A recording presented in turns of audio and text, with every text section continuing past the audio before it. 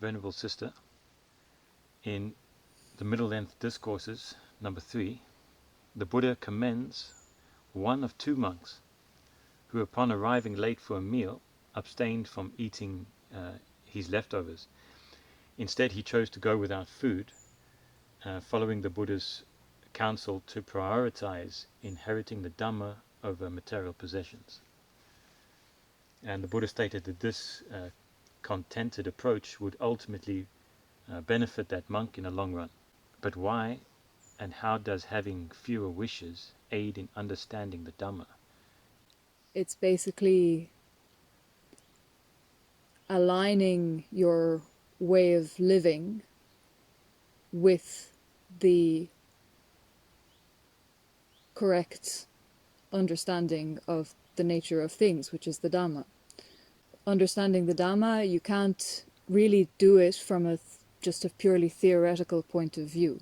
One of the first things that you have to understand if you want to start practicing, you can kind of get the idea of it, but there's many people who can do like a PhD in the Dhamma, but they won't really have any understanding of it. So actually developing understanding is on the level of starting to actually align your life with those principles that are spoken of. So like having fewer wishes, for example, or being content with little, not being greedy, being relatively minimalistic, or having a simple life. It's aligned with the practice of Dhamma, because it's already going to be developing your mind in having less proliferation of greed, not just reacting to things that aren't exactly as you want them to be.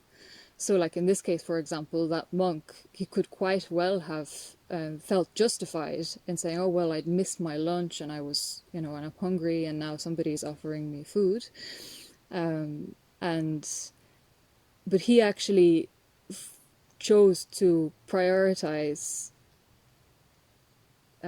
contentment, even whether he got what he wanted or he didn't get what he wanted. You can see he was doing that obviously for the purpose of developing strength of mind in the face of his own desire, because, well, the basic of understanding the Dhamma, the Four Noble Truths, says that the cause of any suffering whatsoever at any time is your desire. And so if you want to actually understand that, you have to start practicing towards non-desire, which you won't initially be able to kind of do perfectly, but you can start by kind of limiting yourself and saying no to yourself in terms of things that you would like to go for, and that you can say, oh, well, is it really necessary? Do I really need it? Do I really have to have it? Is it absolutely essential? And so obviously that then doesn't mean that, in this case, is this monk, that day he went hungry, and obviously in that case it was for right reasons. It was for to train himself in becoming content, even when his body was hungry, and putting up with that. But then that doesn't mean that, like, in every case you should always just go hungry all the time and starve yourself. That's something to bear in mind, because that's very easy then to kind of fall into the other extreme of just saying, okay, non-desire and training in non-desire means that, like, okay, I must never put on a coat when I'm cold. I must never go to sleep when I'm sleepy, and that's not the case.